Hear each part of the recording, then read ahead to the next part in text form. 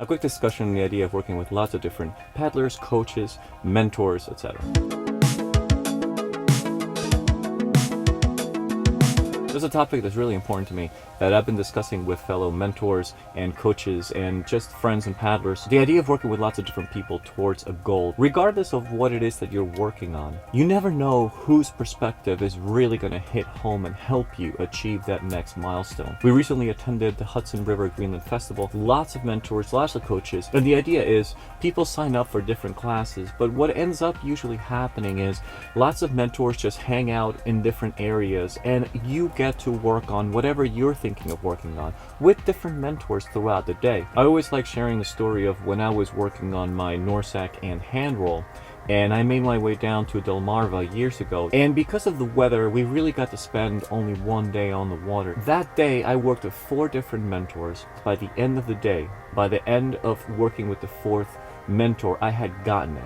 What was fantastic about it is each one gave me a different building block. Each one had a different body type. Each one had a different way of teaching.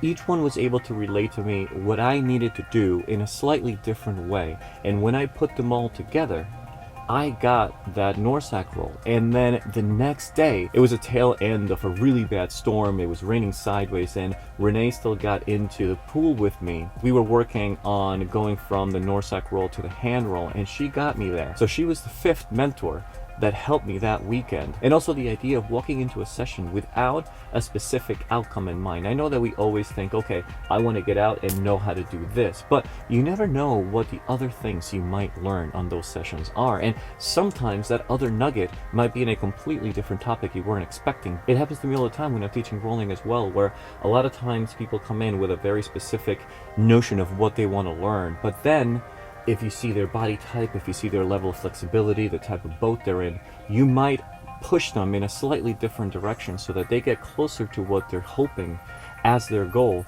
but it might be slightly different than what they were expecting. As long as everyone has a aha moment before walking away, as long as someone feels like, oh man, this exercise or this little piece that I'm not going to work on for the next couple of months, this was fantastic, then I think that's really the way to go when it comes to learning something new. And if you can do it in a setting where there's lots of different people that can give you different nuggets, I think that's even better. Festivals or just group paddles or hanging out with lots of different friends, mentors, coaches, or setting up different courses with different coaches throughout the year. That's going to be extremely helpful to developing new skills. If you'd like to add anything or comment, please do so below.